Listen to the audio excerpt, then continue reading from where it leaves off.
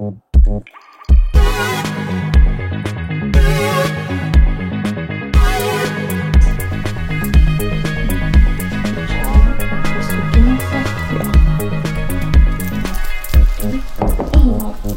galima ir taip per pusiau, kad nori, kad vien taip juodą. Ne, tavo nuo taip per pusiau. O tu kaip užsidėsi ant kaklo? Žinok, čia yra toksai, sakė Tita, kad galima ir ant kaklo užsidėti tą. Ir galima užsidėti dvigubai va šitaip ant rankos susisekti. Arba galima tiesiog apsivinioti aplinkui ranką ir tada užsek. Bet kadangi mano labai maža siaura ranka, tai greičiausiai reikės Dvigubai, ne? dvigubai dėti. Kažtiek samartau. Kaip vakar praleidai laiko? Namie? Vakar buvo labai ramu. Iš po penktadienio. Iš po penktadienio. Iš po užvakar buvo ramybė. Čia filmuojam, Lina. Taigi gerai, nu. Gerai, jo. Ir tau buvo smagu taip. Taip, buvo smagu, buvom su mokytojų kolektyvu mieste. Tu irgi tenais buvai? Jo, buvau. Tai ir kaip tau vakar diena? Labai sunkiai, iš tikrųjų, labai buvo sveikata nekokia. Labai bloga buvo, iš tikrųjų, nors atrodo... Nes daug kalbėjom ir žaidėm. Ne nuo to, kad ten kažką ar gėrėm, ar dar kažką, bet man dėl to, kad, kaip pasakyti, neįsimiegojau. Miegos rūk. Aš esu tas žmogus, kur nuo 10 valandą iki 12 maksimum ir viskas. Ir aš jau einu miegoti. Nu, bet aš tas toksai ramus žmogus. Man sėdėti, aš jau susenau, man 35 metai, tai ko čia. Na jo, kai man žili plaukai, žili plaukai, velnias uodegoje, kaip ten sakydavau, nežinau. Tai va. Tai šiandien mes kalbėsime laisvą temą. Apie ką šnekėsim? Apie moteriškumą. Apie moteriškumą, atvykimą į Norvegiją, kaip mes atvykstam į Norvegiją ir kaip mes jaučiamės. Kokius sunkumus tenka praeiti. Jo, gal kažkam tai ir nebūna tų sunkių akimirkų. Kaip tau buvo to? Man buvo iš tikrųjų labai sunku ir man buvo labai didelė depresija, kai aš atvažiavau į Norvegiją, nes aš buvau tokia vaikas, kuris buvo patriotas, nes aš labai pykau ant savo tėvų, kad mano mama buvo emigrantė. Ir vėl... Va, kaip būna gyvenime. Taip. Ir jinai 8 metus pragyveno Vokietijai ir po 8 metų jinai grįžo. Ir kai jinai grįžo, jinai buvo jau su liga, jai buvo diagnozuotas vėžys ir Vokietijai jai pasakė daktarai, kad jinai gyvens savaitę, 2, o ilgiausiai mėnuo. Tai jinai visus daiktus susidėjo ir grįžo pas mus į Lietuvą. Aš buvau paauglė, man buvo labai sunku. Aišku, visiems būna sunku, bet čia asmeniškai savęs. Ir mano mama po metų grįžusi mirė. Ir aš išvažiavau po metų, kai jinai mirė, aš išvažiavau į Norvegiją. Tiesą sakant, ne savo norų. Mane tėtis įstumė. Iš pradžių irgi labai pykau, atsiprašau tėtį, bet labai pykau, bet esu labai patenkinta, nes pamačiau kitokį pasaulį. Kitaip pradėjau galvoti, visada galvodavau galbūt, kad man tėvai viską turi duoti, nes kaip Lietuvoje dažniausiai yra įprasta, kad tėvai visi padeda savo vaikams, tai ten namus nuperka, padeda investuoti kažkokią ten įmonę, dar kažką atsidaryti, tai yra normalu atrodo. O čia Norvegijoje aš išmokau, kad tėvai tau nieko neturi duoti, gali jie padėti, jeigu tik nori, bet jie neprivalo. Ir aš tą supratau ir aš tiesiog paleidau visą tai. Esu labai dėkinga, kad galbūt išvažiavau į Norvegiją ir kitokį pasaulį pradėjau matyti ir pati mažiau stresuoti pradėjau. Na, aišku, mano stresas dabar biškai kitoks negu Lietuvoje. Lietuvoje tai galvodavau, ar turėsi pinigų ir iš ko tu galėsi išgyventi, nes vis dėlto tu neturėdavai tokio ramščio, nes tėtis turėdavo savo šeimą, brolius savo, o aš tokia kaip ir vienas paukštis. Tai va, mano tokia buvo kelionė. Aišku, galėčiau įsiplėsti daug, bet čia reikėtų atskiros laidos. O tu, kaip aš žinau, kad tu atvykai su meile? Taip, aš galėčiau save vadinti meilės emigrantė. Man negaliu pasakyti, kad turėjau kažkokių labai didelių sunkumų, kuriuos būtų reikėję pereiti. Mes tiesiog, kadangi mano vyras nelietuvis, tai mes susitokėm ir tiesiog dūrėm į žemėlapį, kur norėtumėm gyventi. Nes aš nenorėjau gyventi Lietuvoje niekada. Ir taip gavosi, draugai pažįstami Norvegiją. Ir man čia patiko nuo pat pradžių iki dabar. Aš dar dabar po 10 metų važiuoju traukiniu ir kaip gražu tie fjordai, kaip gražu tie kalnai. Aš viską matau, bet aš pati kaip žmogus, aš viską matau gražiai. Man, kad aš pamatyčiau kažką negatyvaus, jau man reikia pasistengti. Aš, pažiūrėjau, kai mes kartu daug kažkur tai laisvalaikį leidę ar kažkur išeini ir tu, kai kalbi su savo vyru, ant tiek su ta tokia šypsena, su tokia... aš irgi galbūt norėčiau su ta šypsena kalbėti, bet man neišeina. Bet tu tokia entuziastingai, žinai, net taip, kaip kiekviena moteris kalba su savo vyru, tu kalbė. O tavo vyras yra, sakei, ne lietuvis, iš kokios tautybės? Jisai turkas. Turkas. Tai Turkijoje irgi esi ten vasaras leidai. Taip, kiekvieną vasarą. O kaip net pamiršau ir klausimą, iš tikrųjų. Gal jau pasikviečiam svečią, tiek užsikalbėjom? Galim, jeigu norim vakavo pratęstų.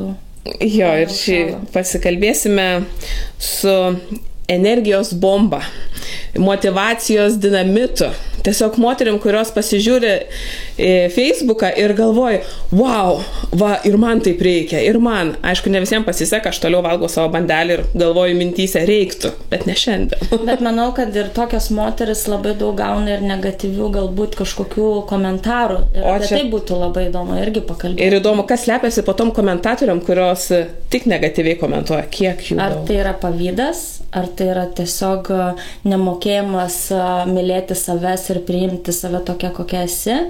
Ir tiesiog tu komentuoji būtent negatyviai kitam žmogui, kad perkeltum negatyvą tam žmogui ir atrodo, kad jisai galbūt jau ne viskas irgi nusmuk žemyn. Tai manau... Pažiūrėkime, kaip sekasi Linai su tuo gyvent, susidoroti. Ir Lina... Šiaip tai jau Lina ir prisistatė. Prašom. Dabar galėtų.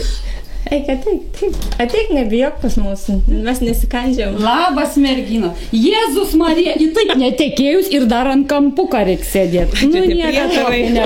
Nebijok. Aš irgi netekėjus, bet pastoviai sėdžiu ant kampo. Rimtai. Aš ištekėjus visada lygiai. Tai ką, pradedam su pakalytę, susidaužiam ir mūsų pokalbis gali prasidėti, ne? Tai, reikia atsikerti. Rimtai? Gerai. Paskui nesiseks dar pokalbis. Tai Lina pasako. Ar daug tų negatyvių komentarų? Nematau aš jų. Nematai? Ne. Užsiblokavus? Ne. Nežiūrė? Nieko visiškai. Ne. O kur juos rašo? O gal girdim, nežinau. Aš kažkaip įsivaizduoju, kad šiaip visur yra negatyvūs komentarai. Be abejonės. Tai ypatingai tu esi labai aktyvi Facebook'e. Ir aš manau, kad tu turėtum turėti kokią nors tokią skiltį, kur tau vis įkrenta kas nors. Ne? Asmeniškai nedrįsta turbūt niekas to padaryti, tai tiesiog. Bet aš asmeniškai tikrai negirdžiu tų komentarų. Bet nėra, kad parašytų kažkokių tau žinučių ar ten komentarą kažkokį mes. Ne, jokių. Atvirkščiai. Nes dažniausiai iš tų žymių žmonių, kur būna, vis tiek jie afišuoja savo gyvenimo, tarp kitko tu tikrai demonstruoji, galima sakyti, ne?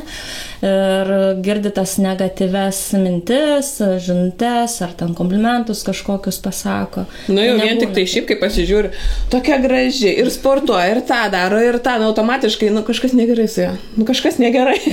Kodėl tai būtent reiškėsi tam Facebook'e? O tu sėdi ant sofos, o kodėl man ne taip? Kodėl aš ne? Aš galvoju, kad viskas tai yra apie to žmonės, ne apie mane. Nes aš apie save turiu kitą nuomonę. Gerą nuomonę, gražią nuomonę. Turiu realią nuomonę. Tai nes aš būnu visokia. Tai gerai, mes norim visų pirma ne apie tas komentarus, o norime su tavim susipažinti, kaip tu atvykai į Norvegiją. Ar tau buvo rožėm nuklotas kelias ir kaip čia Ugnė pačioje pirmoje laidoje sakė, iš medžio krenta pinigai sniego, kaip tenai buvo? Kaip tas atvykimas buvo? Ir tiesa, aš žiūrėjau, bet Ugnė, nereikia žuvų gaudyti, reikia su kibiriuku stovėti ir jūs pačios ten iššaukti. Galvoju, eik tu savo, tiksai. Ne, labai gražiai, Ugnė, tavo tikrai, bet ten buvo ir tavo istorija atvykimo labai graži ir tokia, labai faina, tokia, be tokių stiprių, galingų, neigiamų emocijų. Aš atvykau čia pas dukros tėtį, nes buvo pokalbis toks, kad geriau šeima, kad vaikas matytų, kaip auga šeimoje, ta prasme. Biški pergyvenu, dabar kažkaip toj priprasiu prie visko. Tai tiesiog norėjau, kad dukra augtų šeimoje ir pasakiau savo dar tuometiniam dukros tėčiui, kad davai, sakau, arba tu grįžti, arba mes pas tave. Nu, jis ten gyveno tokiam mažam labai butukė, nesvarbu, sakau, viskas gerai, mums tiks pradžioje ir tie 18 kvadratų. Bet jis tada gavo truputėlį didesnį butą ir mes atskridom čia. Žiauriai sunkus sprendimas buvo, beprotiškai, labai labai. Tu mylėjai savo šalį Lietuvą? Man ten labai gera buvo, tiesiog mes gyvenom nedideliam mieste, Utenoj, bet visgi tai turėjom savo butą pačiam centre, Utenio aikštėj. Nebuvo taip, kad būtinai reikia bėgti. Tiesiog aš norėjau, kad vaikas matytų tėtį ne ekrane per Skype'ą, nes tuo metu Skype'u populiariausia būdavo bendrauti. O kad augtų kartu ir matytų ir jinai tėtį, ir tėtis matytų tą augantį vaiką. Na, aš irgi tos nuomonės esu, kad turi visi kartu gyventi ir kaip bebūtų sunku, atvažiuoji į kitą šalį, bet turėtum prasitemti visą savo šeimą kartu, nes tai yra be galo turbūt sunku, kai yra vienas. Labai sunku buvo, žiauriai sunku. Aš atsimenu lėktuvę, skridom buvo 2013 metų, birželio 4 diena. Iki dabar data? Jo, ir kažkoks vyras sėdėjo šalia, jis kažką apie Sadnesą kalbėjo, nebegribau, galvoju, man visiškai net, aš žiūriu, aš palikinėjau Lietuvą, man ašaros beveik byra, bet negaliu prie vaiko verkti, dar kažkaip tuomet galvojau, kad nereikia verkti prie vaikų. Nu, turi mama būti stipri, ne? Nu, taip. Parodyti. Ir va taip mes atsidūrėm Norvegijai. Labai greitai gavom darželį, bet pačios būsena tai buvo vidinė tragiška. Labai buvo blogai. Dėl ko buvo blogai? Dėl to, kad palieki savo šalį, dėl to, kad tu palieki savo draugus ar palieki savo tėvus. Kodėl buvo tas sunkumas išvykti toksai iš tos Lietuvos? Nežinomybė. Nežinomybė gąsdino labiausiai. Neturiu jokio artimo žmogaus išskyrus dukros tėtį. Jis visiškai vienas. Vaikas išėjo darželį. Nuveži darželį, grįžti namo, atsidarai kompiuterį, ten draugų nuotraukas žiūri, artimųjų nuotraukas žiūri ir verki balsu. Ir tavęs niekas čia nedžiugina, nei nuostabus vaizdai, nei besišypsantys žmonės. Niekas, tai ten buvo turbūt iki depresijos, nežinau, siūlo linija. O tu, kai atvykai į Norvegiją, tu iš karto turėjai darbą, ar tu ieškojai kažkokiu būdu? Ieškojau. Labai ilgai ieškoti neteko, nes jau 2014 metais aš jau dirbu. O tai tu kalbi vis apie vieną mergaitę. Tai tuo metu, kai tu atvykai, turėjai tik vieną vaiką. Dabar tu turi 2? Taip. Tai kada įvyko tas lūžis, kai jau man patinka Norvegija, ar nebuvo tokio lūžio? Buvo, nes darbe nauji žmonės, naujos pažintys, draugų ratas didėja, o ypač jisai padidėjo tada, kai pradėjau lauktis antrą vaiką. Tai susipažinom mamyčių grupės. Taip, mamyčių grupės ir labai smagu, iš tikrųjų, tas toks ryšys, naujų žmonių atradimai, išėjimai, visai kitokia pasaulėžiūra. Ir tas draugų ratas jisai plėtėsi ir tuo pačiu daug visai kitų gerų emocijų. O tai dabar tavo vaikai eina į mokyklą ar į darželį vis dar? Eina į mokyklą. Dukra yra 8-okė, sūnus yra 2-okas. Be galo labai gerai. Taip, dukra labai džiaugiasi, jau jinai ten iš tų jau mažųjų mokyklinukų išėjus, jau dabar į tą jau paauglių skaitosi, tą klasę. Labai patenkinta ir gana neblogai mokslai sekasi. Tai labai tyčiuojasi jie, nes niekart neteko raudonuoti per susirinkimą, kitaip negu dėl sūnaus. Berniukai visada išdykesni. Šiaip labai švelnus ir mielas vaikas, tik tais kartais užplaukia. Visiems pasitaiko paraudonuoti prie mokytojos. Bet labai tarp mokytojų ir manęs, kaip mamos, vyksta puiki komunikacija. Mes labai gerai palaikom ryšį. Mes labai sutarėm dėl auklėjimo, dėl griežtumo, dėl pasakyti, kad negalima, nes žinau, kad kitose mokyklose vargiai vaikus drausmina, tiesiog jiems duoda laisvės, išeiti, pabūti. Jo, jie čia daugiau gal psichologiškai jos bando paveikti, pamokinti, nes, pavyzdžiui, kaip jūs sakot, jums raudonuoti teko, man teko eiti kovoti dėl savo vaiko, nes mes turim klasėje vieną berniuką, kuris yra kitos tautybės ir jisai yra ganėtinai, toks, negaliu blogai sakyti, bet, jisai mokytojai gali ir vidurinį pirštą parodyti. Aš kažkada atėjau savo sūnų pasimti iš mokyklos ir tas būtent berniukas neklausė mokytojos, mokytoja prašė eiti į klasę atgal.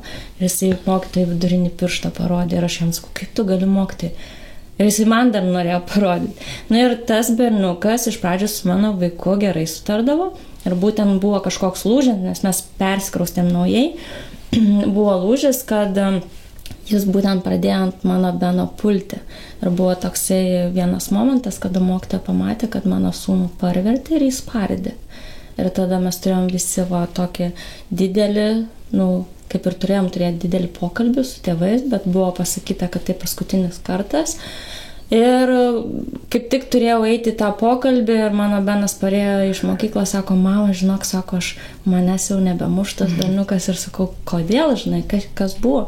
Sako, laužėm rankom klasiai, mokytojai, sako, irgi matė ir sako, aš jam nulaužė ir jisai pasakė, sako, aš daugiau tavęs nebemušiu, nes sako, tu toks stiprus, sako, aš galvoju, kad tu silpnas. Nes jisai nuo pat darželio laikų toksai būdavo, aš negaliu pastumti, bet mane gali pastumti. Ir jisai pasipriešino, jisai parodė, kad yra stiprus, iškovojo tą savo vietą ir dabar ramu.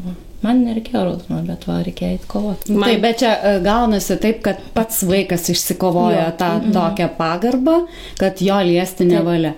Aš dėl dukros ėjau tuo klausimu, nes jinai buvo labai skriaudžiama klasiai, labai skriaudžiama ir su pagaliais, ir tempdavo miškų už kojų. Ir mes, kaip esam iš Lietuvos, aš mokytojai ir sakau, kur gyvena to vaiko tėvai, nes aš nuvažiuosiu, mes lietuvės. Ne, sako, čia taip nesidaro. Bet aišku, tas berniukas po to jis tiesiog išėjo į kitą mokyklą, nes jis nesiliovė. Tai čia berniukas buvo, ne mergaitė?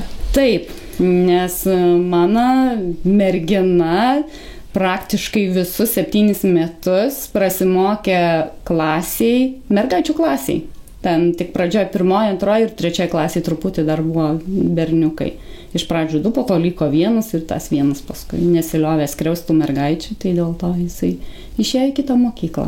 Bet ne dėl to, kad mokykla liepė, o dėl to, kad tėvai padarė tokį sprendimą, nes gal ir jam nesmagu tarp tų mergaičių, gal ir jam kažkoks trūkumas, nežinau kaip ten buvo, bet mes tiesiog buvome apie tai informuoti, kad jo nebebus klasės. Žodžiu, bendradarbiauja mokyklos su tėvais. Bet esu irgi, kaip tu esi ten tokiai situacijoje atsidūrus, tai aš irgi. Neįtikėtina, kaip vaikai, kokias situacijas mus gali pastatyti. Aš, pavyzdžiui, esu praeitais metais raudonavus, nes mūsų klasė pagrindė norvegai, vos keli yra iš kitų šalių.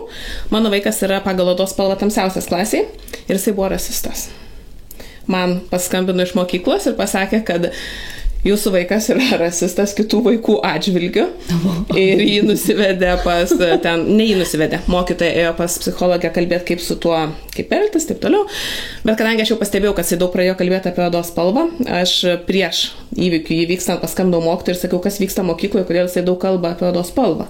Ir po to pasavaitės man paskambino ir sako, žinot, jisai netyčiojasi, bet jisai nesutinka sėsti prie stalo, prie kurio yra sėdėjęs tamsesnės odos vaikas. Nors jisai šviesesnis negu mano vaikas, tas tamsesnės odos vaikas.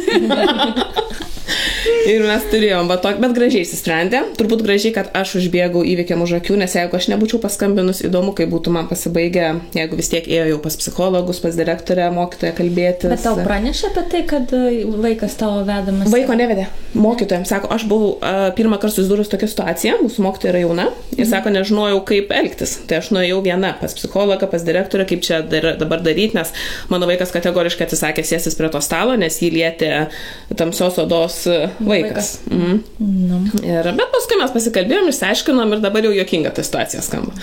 Nes tokia kuriozinė ganėtinai, kai... Jau skamba. Taip, tai dabar jau. O tai jisai save pripažino šviesiu? Jisai baltaodis visiškas. Kaip pieno punta. Sakė keista, kad tu tokia ruda, nes aš tai ne. Negaliu. Taip, su tais vaikais. Bet grįžtam gal prie Linos. Taip, prie moters.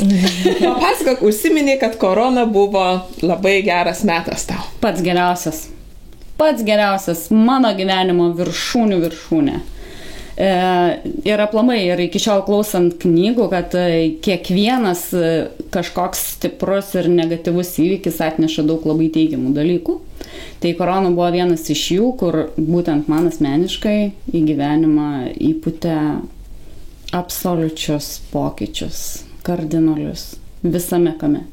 Pradedant išvaizdą, baigiant vidinę savijautą.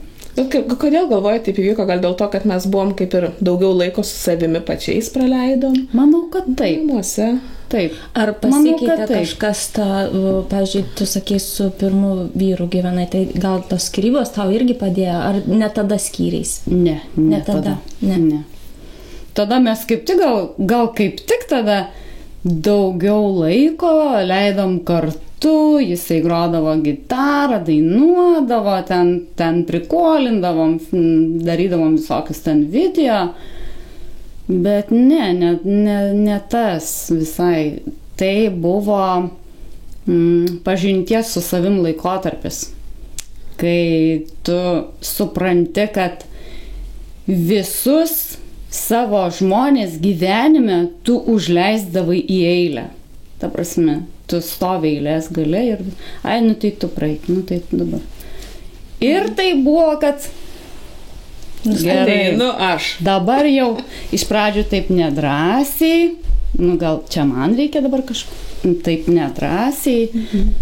Ir taip į gyvenimą per tą laikotarpį atėjo sportas, visi išvaizdos pokyčiai. Kokie išvaizdos pokyčiai? Papasakok. Savęs labiau mylėjimas, kažkur eiti masažai, dar kažkas? Ne, galima masažų buvo.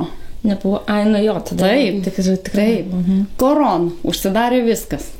Kirpėja nebegali atskristi. Ta, kuris skraidydavo. Ir jau čia kaip po truputį jau buvo galima. Susiradau čia vietoj, pagal rekomendacijas, kita kirpėja. Tai viskas prasidėjo iš vis nuo išvaizdos, šiek tiek. Tai iš visai ten baltos buvo pereita į kitokią. Jo. Vien tas, ką duoda moteriai, ta išvaizda, tie pokyčiai, palauk, dabar galvoju, jeigu jau taip. Tik dabar galvoju, ar jau buvau pradėjus sportuoti, dabar net bijau sumeluoti. Kaip su to sportu? Tu namie sportuodavai? Namuose.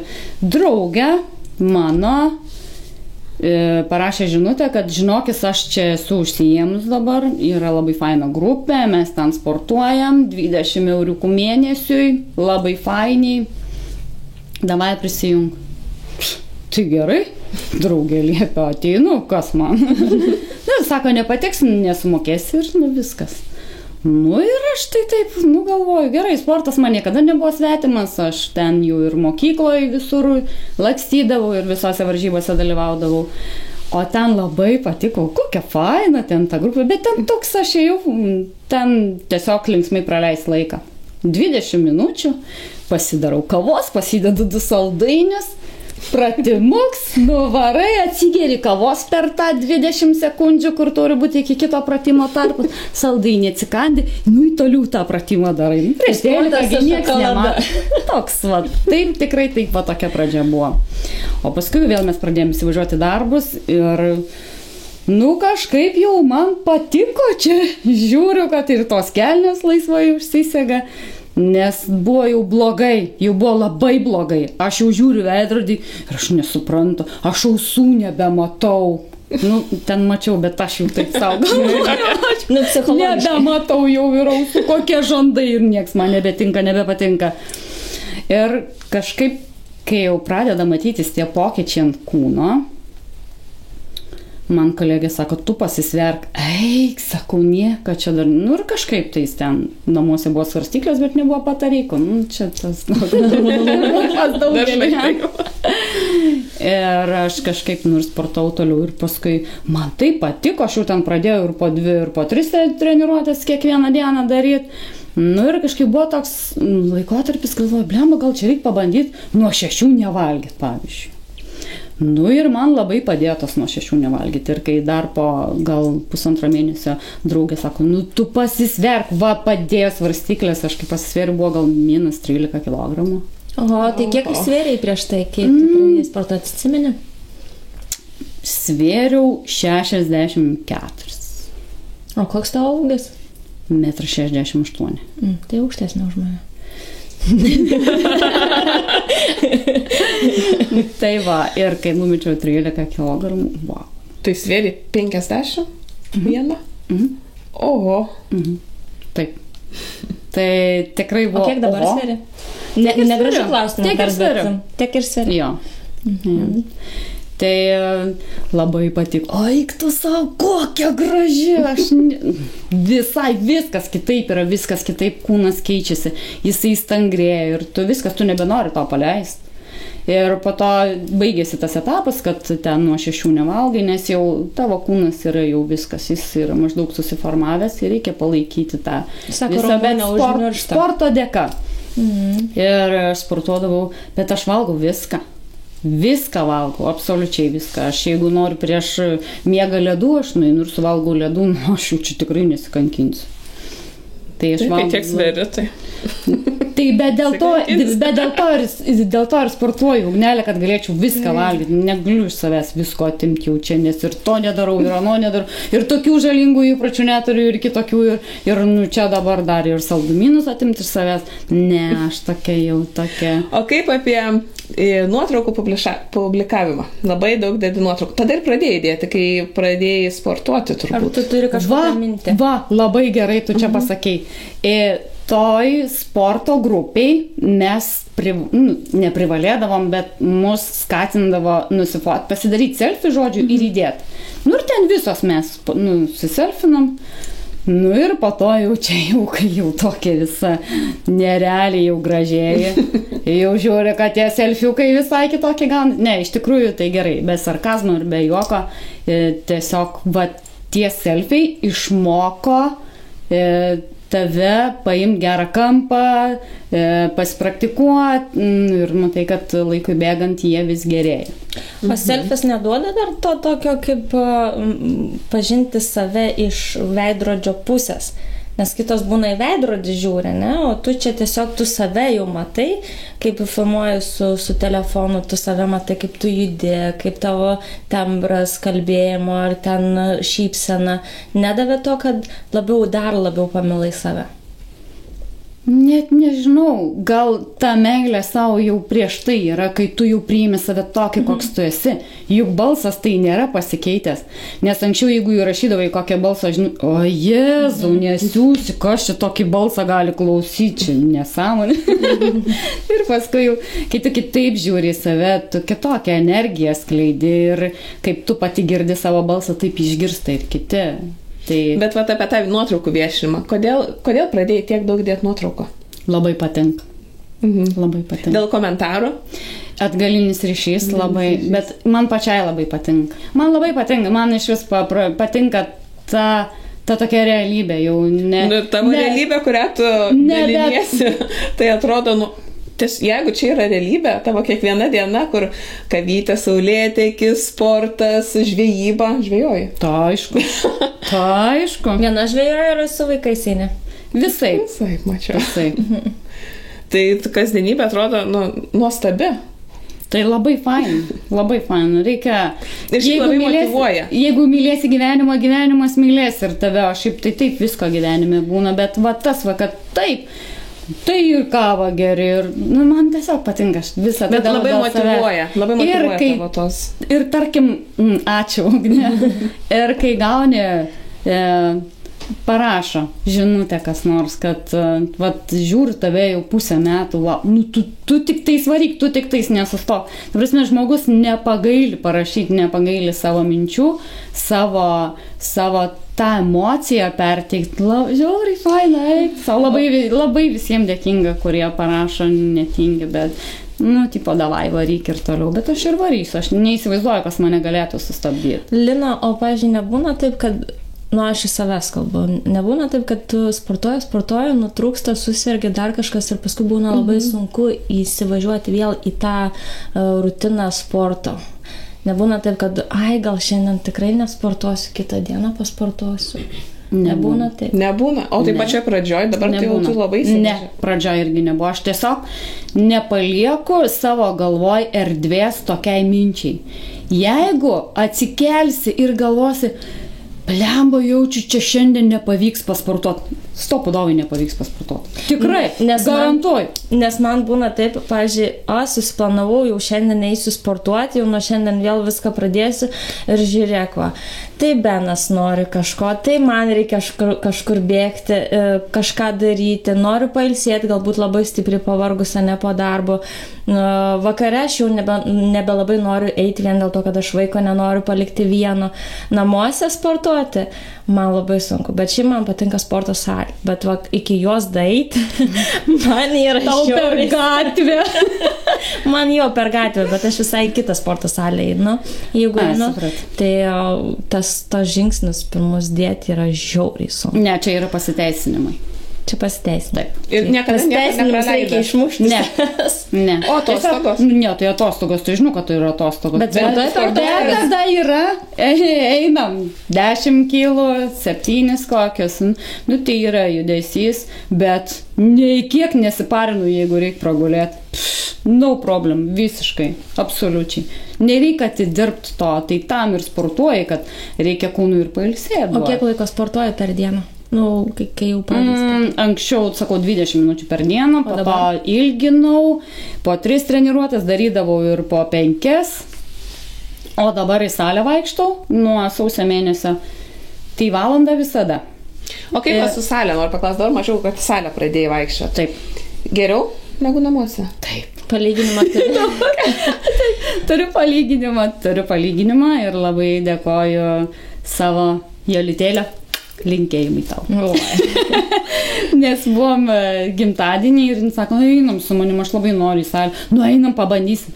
Gerai, einam, nes aš jau kai sportavau namuose, tai ne, jau čia sakiau, man čia jokių salių. Nes aš žinau, pas mane yra rutina, aš grįžtu iš darbo, tiesiai pasportuoju ir, žodžiu, darau savo ten, ką man reikia daryti. Maistą gaminu ir visą kitą. Aš čia jau sakiau, su jokiam tašiam, tai čia nevaikščiusiu. Eik tu, mažutė tašytė, labą dieną. Labai patiko, žiauriai patiko, dabar sakiau, kas jau čia mane iš tos salės gali išvykti. O geriau dėl ko, dėl tų visų geriau dėl to, kad su užpakaliu galėdavau kelti tik 10 kilų, nes tik tiek turiu namuose, o dabar keliu 8. Eik tu. Gerai, merginos, manau, kad eisim biškai pasidaryti pauzę, nes mums reikia pailsėti truputį, kavos galbūt pasidaryti šiltesnės. Taip, būtinai. Ir po pauzės mes dar kartą susitiksim. Taip, būtinai. Darbo vakarėliai, šventės, įvairiausios progos, kurių metu norite atrodyti nepriekaištingai, talentingoji Guoda gali kiekvieną iš jūsų paversti žurnalo viršelio vertu modeliu. Meistriškai besidarbuodama teptukais ir kokybišką kosmetiką, Guoda savo kabinete Sadnėse kuria stebuklus. Blakstienos, antakių koregavimas ir formavimas, makiažai įvairiom progom. Tai Guoda atlieka profesionaliai ir labai kokybiškai.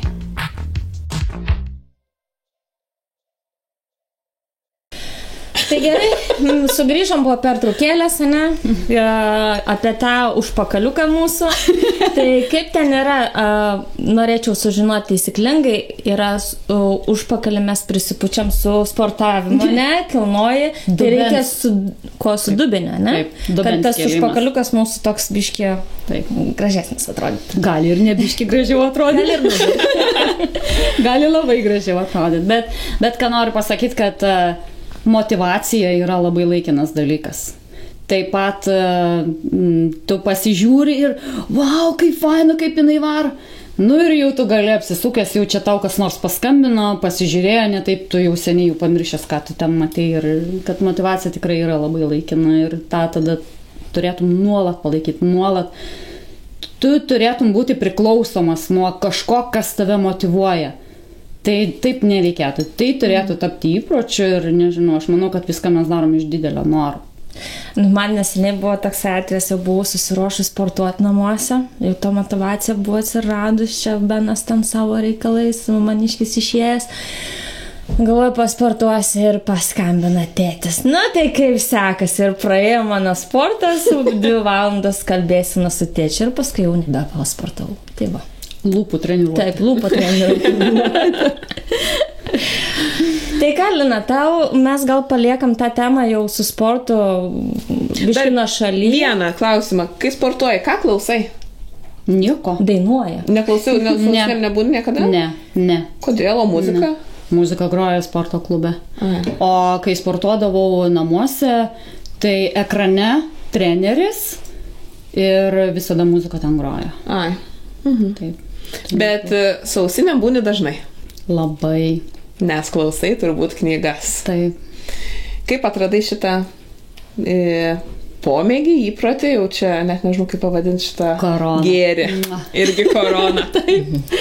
Mano nuostabioji korona. Nu tiesiog karūną uždėjo kaip reikalas. Nu niekaip negaliu iki dabar nusimti.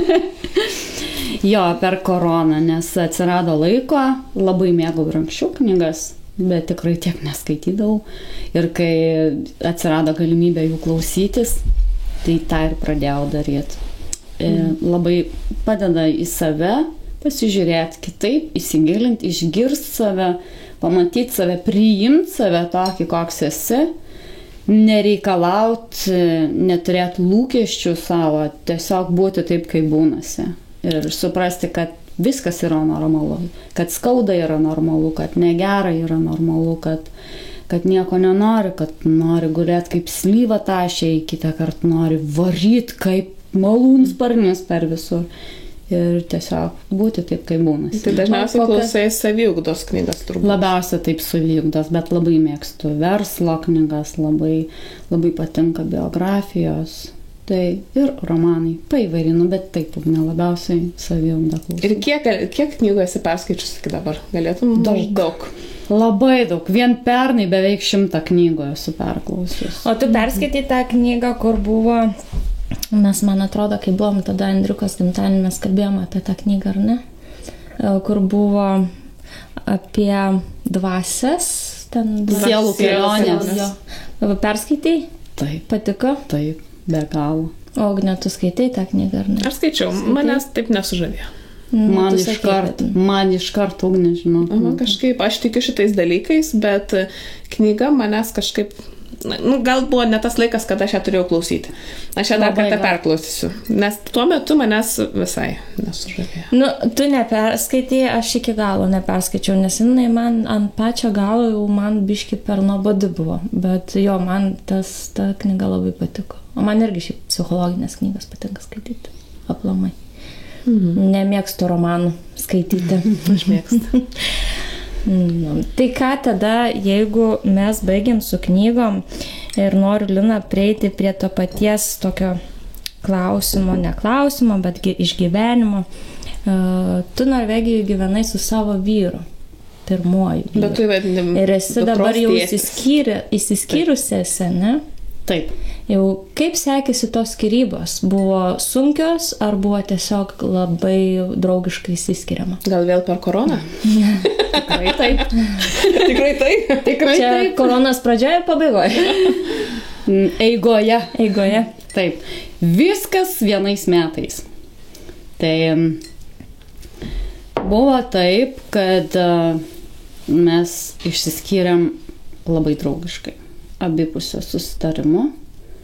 Ir išsiskyrėm tai draugiškai, bet ėjom link to tai labai skaudžiai, nes 18 metų su tuo pačiu žmogum, kai tu jį pažįsti nuo iki, nuo kiekvienos veido mimikos iki judesių, esi pripratęs prie jo, tai kaip ir labai sunku eiti. Ta prasme, jeigu kiekvienas žmogus žinotų, ką tenka išgyventi, kol prieini tą sprendimą, jis turbūt net nesiimtų to daryti. Nes tai yra labai didžiulis darbas. Padaryti sprendimą yra didelis darbas, nes sprendimai įtakoja mūsų likimus. Likimas nėra duotas, mes patys įkūrėm ir likimai įtakoja mūsų sprendimai daromi gyvenime. O jūs išsiskyrėt dėl kažkokios priežasties, ar tiesiog atėjo tas laikas, kai tiesiog būna žmonėm, kai nebenori jau kartu būti, dingsta ta meilė, dingsta tas ryšys? Kai nėra meilės, nėra reikalo nieko saugoti. Nėra reikalo gyventi dėl vaikų, nėra reikalo gyventi, nežinau, kiti dėl turto gyvena, dėl bendro verslo. Dėl kitų būna gyvena. Taip, ką ten giminės, draugai pažįstami, arba ką žmonės pasakys, tai man iš viso jau ne tie, ką žmonės pasakys, tai tiesiog jau alergija galėtų turbūt iškilti. Ir jeigu nėra jausmų, tai nėra reikalo ten laikyti vienam kitą dėl kažko. Ir aš asmeniškai sakau iš savo patirties, kad būtent dėl vaikų ir reikia skirtis. Aš tą patį irgi sakau. Nes tai yra mokslo įrodyta, ką jaučia tėvai viduj. Vaikai yra kempinės tų jausmų ir jie viską sugeria. Ir tada jiems reikia tą emociją kažkur ištransliuoti, padėti. O jie tai nemoka su tuo elgtis. Dar mes suaugę nemokam su tuo susidaroti kitą kartą savo emocijom. Tai vaikai tuo labiau. O kaip vaikai reagavo? Skaudžiai. Vaikam kiek buvo metų, kai jūs nutraukėt? 2020, tai dukrai buvo 10, sūnui buvo 4.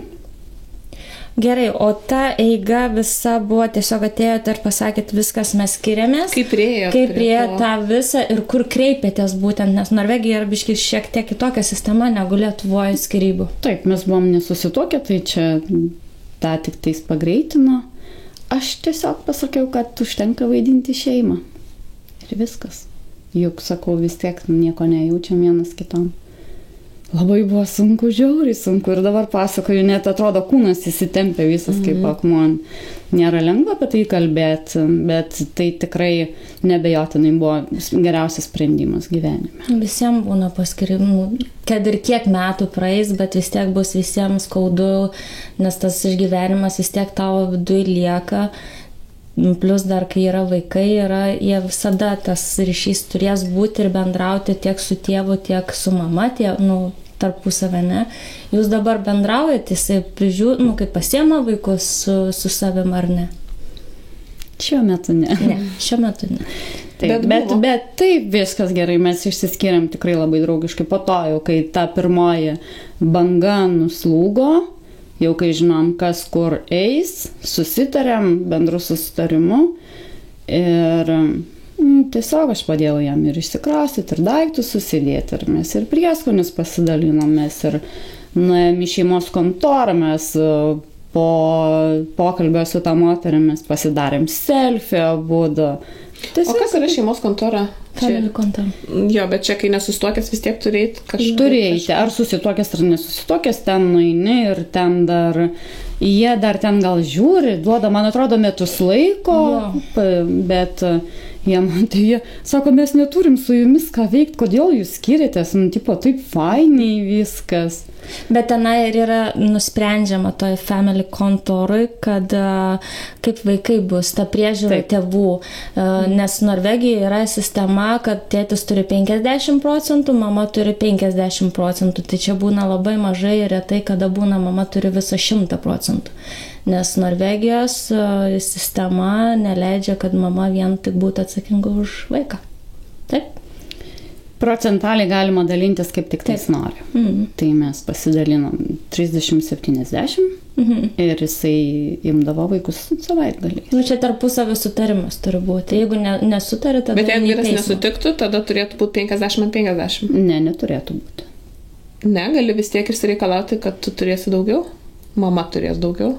Tada manau, kad pats procesas užtruktų ilgiau. Jo pats procesas ir tada, jeigu nesutinka, turi kreiptis į teismą, tenai jau sprendžia visus tus reikalus. Nu, kažkaip tai ten, bet ačiū Dievui neteko su to susidurti ir mes kitaip išsisprendėm draugiškai, sakau, ir paskui ta ramybė tokia namuose, ta prasme, kad, vaikai, tai ten mažylis, tai dar mažas jisai buvo. Bet aš taip atsisėdau, sakau, vaikai, likom 3. Tai dabar sakau, ar gyvensim draugiškai ir būsim komanda, ar su pykčiais. Tai mes sudėjom rankas, būsim komanda. Tai ir laikui bėgant visą laiką, jeigu koks ten konfliktėlis ar ką. Vaikai, tai ką tu čia sakau, nori dabar? A jų nebe komanda, jų dabar su pykčiais. Gerai, palauk minutę ir bus komanda.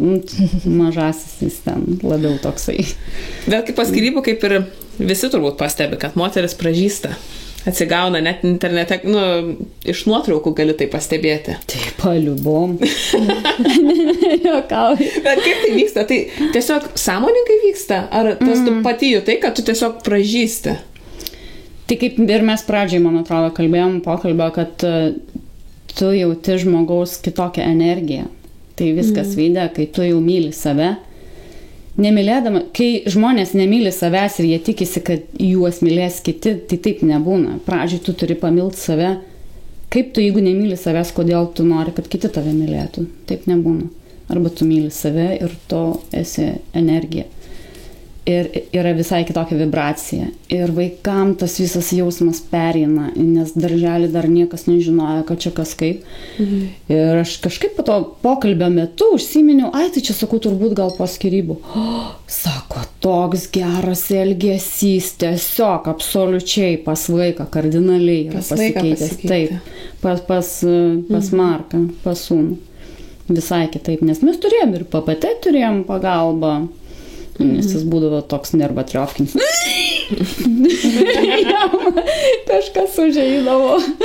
Ir viskas praėjo po pusę. Labai. Žinok, iš tikrųjų taip, nes aš irgi esu įsiskyrus, tai kai su buvusi gyvenom paskutiniu laikotarpiu, pavyzdžiui, mano Benas labai sunkiai miegodavo naktim. Keldavo jis ten ir verkdavo ar dar kažką, jisai neramiai miegodavo. O kai įsikraustėm atskirai gyventi, tai jisai man ramiai pradėdavo miegoti. Nes vaikas tą tėvų galbūt vidų, tą bendravimą, tembrą, kaip tu kalbi, vaikai jaučia ir jie patys įsitempia. Nes ir dabar, pavyzdžiui, kad ir kiek jau laiko esame įsiskyrę, mes ir su psichologija bendraujam ir visa kita, tai pas Beną yra tas, kai atvažiuoja tėtis, jisai pasikeičia.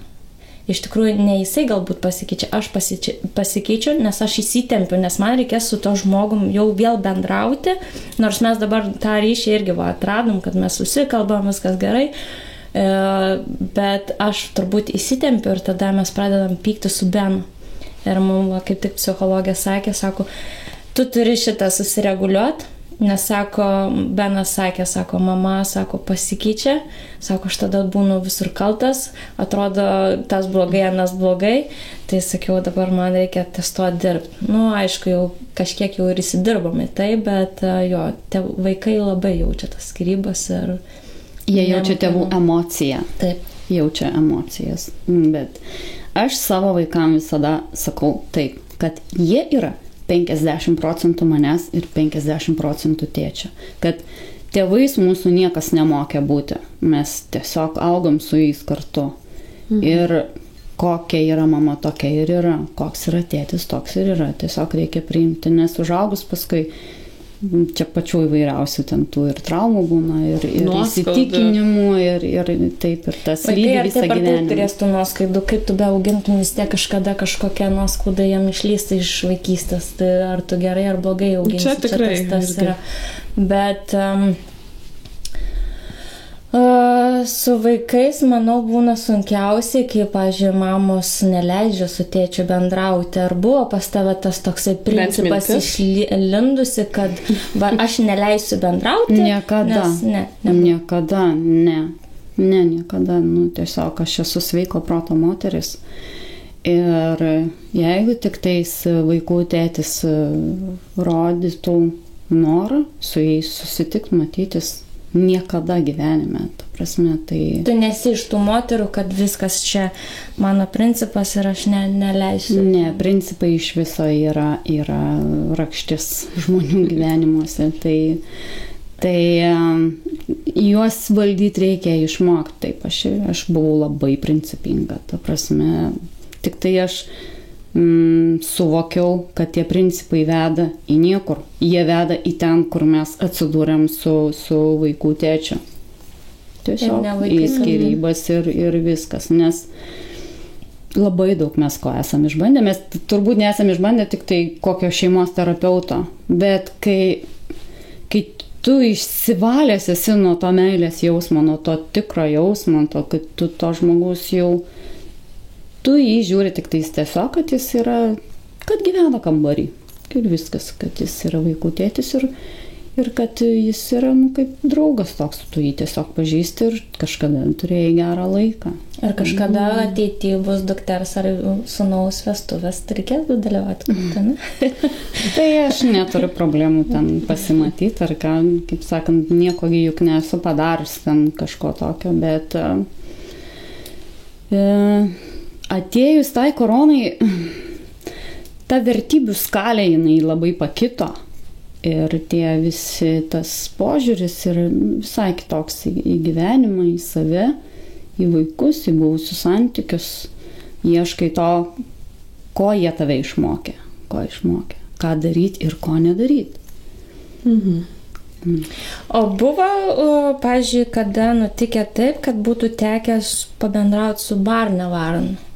Taip, be abejo, taip. Ir tai yra, visi bijo jos, oi, čia atims vaiką, išveš, nebeduos ir tu jo nebematysi. Aš nesu tos nuomonės, bet daug mes girdėjom ir Lietuvoje dabar tie visi vyksta. Kaip būtent į tau buvo, ar buvo ta situacija? Ar buvo baimė? Baimė kažkokia? Niekada, ne. Tai pats pirmas susidūrimas, nes, ką esi girdėjęs? Jau esi girdėjęs ten būtų, nebūtų istorijų, bet kol nesi susidūręs, ta prasme, tai nieko negali tikėti, jeigu tu nesi susidūręs. Čia lygiai tas pats, jeigu ateina iš gatvės koks nors žmogus ir pasakoja apie kažkokį ten kitą žmogų, kaip tu gali tikėti? Ta prasme, aš tai netikiu. Aš tikiu, jeigu man tas žmogus asmeniškai pasipasakoja apie save, aš tada tikiu. O čia pasakyti galima daug ką. Tai tau yra... O gali pasidalinti apie Barne Varan savo istoriją? Kad jie ten tiesiog atlieka tyrimą, pradžiai būna 3 mėnesiai tas tyrimas ir... O būtent dėl ko jie atvyko į tavo namus? Tai buvo smurtas, nesusikalbėjimas, kažkas... Dukra mokykloj papasakojo tam tikrus dalykus, kas pas tėtį ten namuose vyksta. Tai ir mokykla sureagavo, ne. Bet atvaikščiojau aš. Visada. Nes tėtis ten dar negalėjo, jisai, nežinau, nelabai aš ten gilinausi, bet taip buvo, tai buvo didelė naujiena ir toks pradžiai tai buvo šokas, bet dabar jau, kai aš esu susidūrus ir viso tai praėjus, tai jie tiesiog, jeigu vaikas yra pamaitintas, jis nėra skriaudžiamas, jis yra aprengtas, viskas, jiem daugiau nieko nereikia. Jie adekvačiai reaguoja. Labai adekvačiai reaguoja. Jie galbūt netgi padeda, ne? Kaip tik norėjau sakyti, jeigu reikia pagalbos, tai tikrai gausi pagalbą, psichologo ar ten šiaip pagalbą susitvarkyti galiausiai dokumentus tam tikrus. O tu esi tos nuomonės, kad be reikalo atima vaikus ar kad nebe reikalo atima? Aš neturiu tiesiog nuomonės. Aš turiu savo, kaip mes esam susidūrę. Tai... ten mus tokia jauna mergaitė priėmė, Dieve, čia, aišku, Norvegijoje čia tas paprastumas, sėdi, kažką rašo, kad jinai manęs taip klauso, oho, O aš jau ten, aišku, pasiskaičius, pasiskaičius, kad tą saviugdą užsiėmė ir tam tikras frazės, jinai jau ten net pakelia akis, pasižiūri, kad čia geras užsirašysiu maždaug. Nes iš pradžių ta pati pirmoji ta pažintis, tas susitikimas, tai sėdi ten jau rimtesnės moterys. Ten jau vyksta komunikacija tarp rimtesnių. O paskui jau atiduoda tave ten tai studenčiokį ir... O į namus atvažiavo pirmą kartą? Ar išsikvietė? Ne, visus vizitus į namus derina. Visus derina. Kada tu gali atvykti? Taip. Tai buvo atvykę, jo. Pažaidėm, kavos atsigėrėm. Aš žinau, pas mūsų buvo irgi darbe vienam situacija tokia, bet ne Lietuvėje buvo. Irgi vaikas pasisakė mokyklai, kad jį skriaudžia. Ne tik, kad skriaudžia, bet jisai gal buvo, aš dabar tos pilnos istorijos neatsiminsiu, bet man atrodo, jisai muždavos mokyklai ir labai atkreipė dėmesį. Ir galvoja, kad yra smurtas namuose.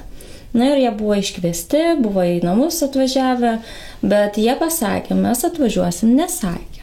Bet mes pranešam, kad mes galim užsukti bet kada.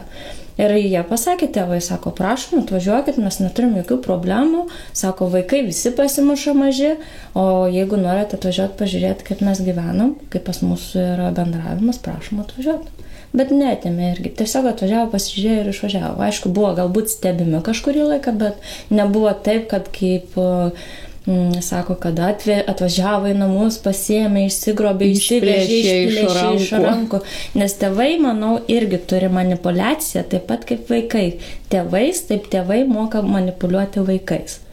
Tas pats verkimas, galbūt aš nebūsiu populiari, bet aš esu iš vaikystės, čia tėtė, atsiprašau, biškį.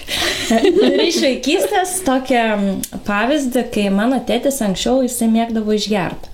Kai su mano mama gyveno, ir aš net raudama dabar patėjau. Ir mano mama susipyko su tėčiu, ten, aišku, buvo barnė ir visa kita. Ir mano mama iškvietė policiją, jinai mėgdavo iškviesti policiją, ten į kas biškį, dar kažkas, aišku, ta sauga, žinai, vis tiek tais laikais kitokia buvo. Ir tėtis pajutė grėsmę, atėjo mane, pasiėmė į svetainę, nusivedė ant kresliuko, pasisadino ant kelių ir su manim pradėjo bendrauti, nors dar tokių dalykų kaip ir nebūdavo, kad einam, ten pasidėsim, pašnekėsim.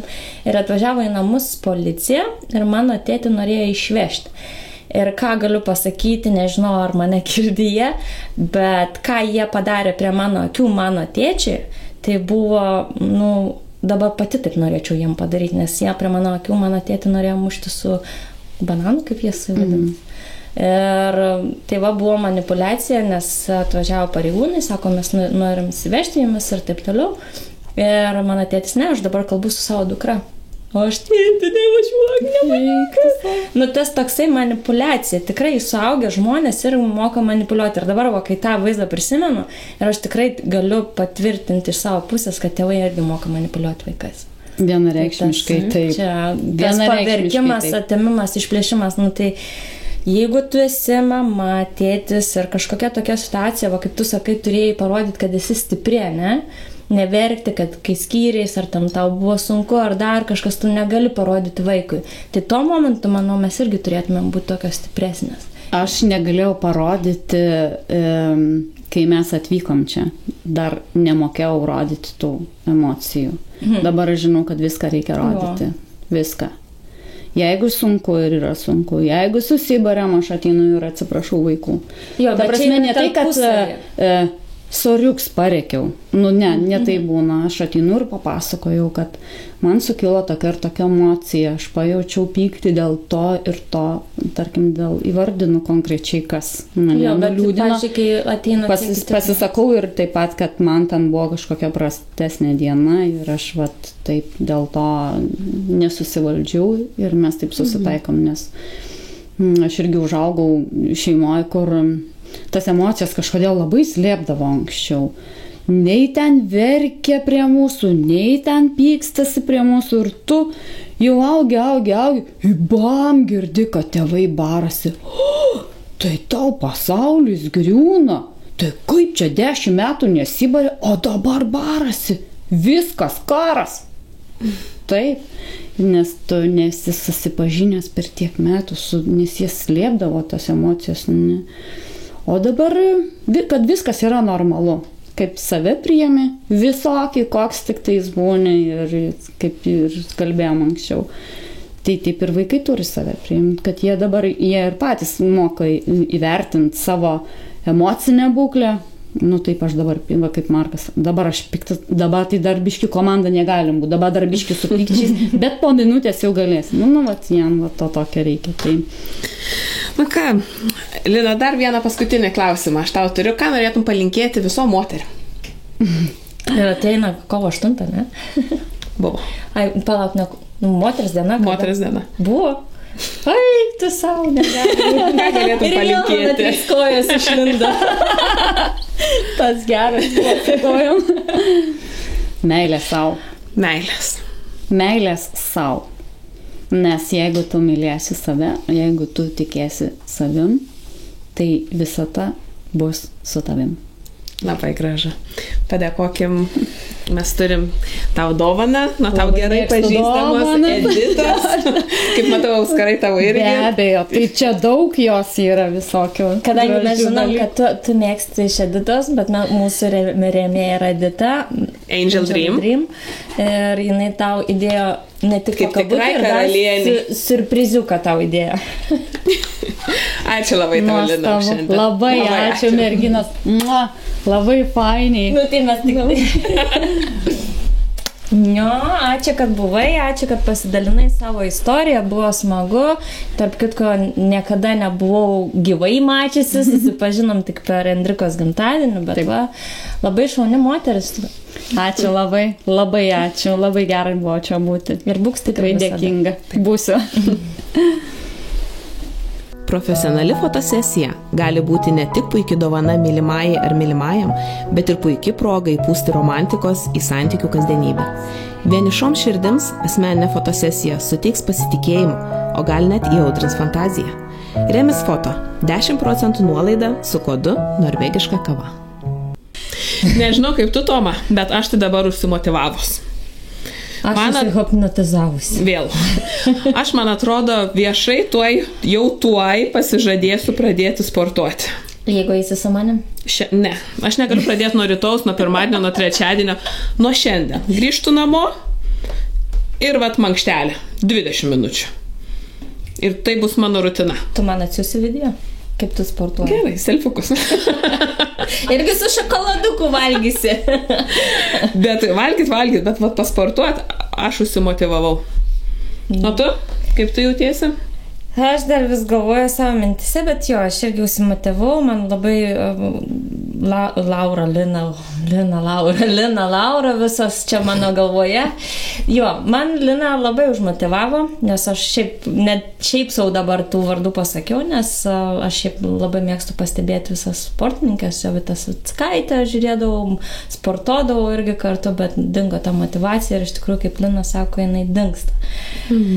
Tai ta motivacija kaip ir yra, bet kaip ir nėra, reikia nesimotyvuoti, o reikia daryti. Ir reikia mylėti. Aš myliu sportą. Biškai daugiau konfirmuoju tų visų afirmacijų ir jau jaučiu širdyje.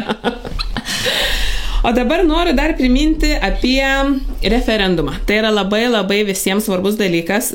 Labai agituojame visus balsuoti už pataisą, kad norėdami gauti kitą pilietybę, šiuo atveju Norvegijos. Bet jūs neatsisakot. Mes neatsisakytumėm. Šiuo metu, jeigu tu nori norvegiškos, tu privalai atsisakyti lietuviškos. Taip, ir labai daug kas lietuvių atsisako. Būtent dėl tos problemos, kad negalima turėti dvi pilietybės. Dėl to mums labai svarbu yra šitas, kad labai agituojam užsiregistruoti apačioje komentarą apie apačią ir rašysim kur, nuorodą. Ir ten jūsų užsiregistruosite, jums atsiųs laišką ir reikės pažymėti taip, mes ir esame už pataisą. Tai gal netgi dabar, kai mes kalbam, galės Remis uždėti kažkokį ten linką ar nuorodą, kur galima. Taip, visą laiką. Ir tuo metu irgi gausite dar biuletenį už prezidento rinkimus balsuoti. O tu balsuoji? Eini į tą balsavimą, esi ėjęs čia Norvegijoje kada nors? Ne. Ne? Aš esu vieną kartą ėjęs, bet daugiau nebeinu. Nes nežinau, už ką balsuoti. Bet reikia, mes esam už balsavimą, nes tik mūsų rankose yra Mūsų jėga. Taip, čia Mūsų viskas. Lietuva. Ir reikia Mes už balsuoti. Lietuvą. Taip, už Lietuvą.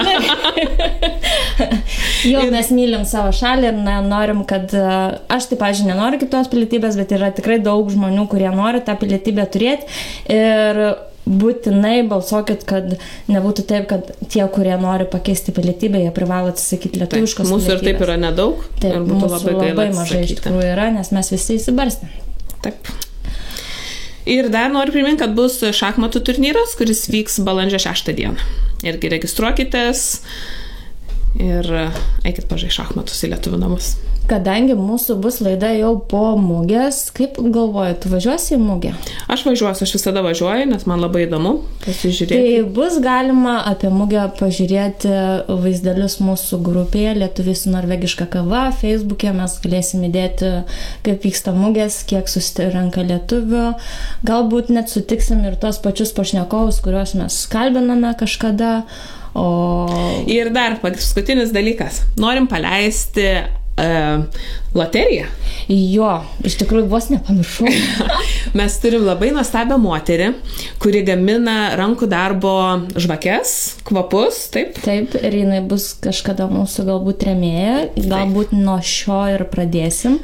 Vardo dar neskelbsim, nieko neskelbsim, tik tiesiog, kadangi artėja Velykos, ar jau bus po Velykų šitą laidą? Ne, dar artėja Velykos. Dar artėja, bet mes neskelbsim laimėtojų būtent mūsų video, bet mūsų bus grupiai. Prašom mumis stebėti Lietuviai su norvegiška kava Facebook'e ir ten bus paskelbtas ateinančią savaitę mes paskelbsime užduotį ar kažkokias nuotraukas galėsi dėti, ar dar kažką, tai išrinksim vieną. Ir balandžio 1 išrinksime laimėtoją, kuris laimės. Balandžio 1.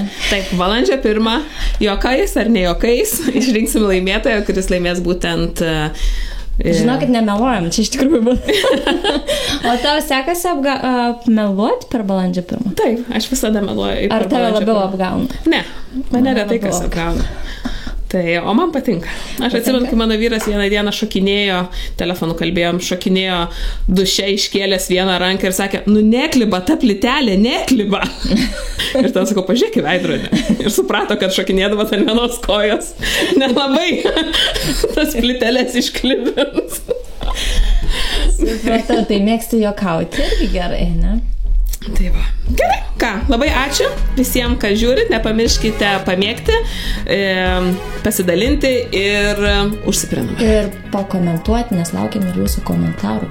Taip. Ką, iki? Ačiūs. Tim. Gerai, šiandien labai sekėsi gerai, ane?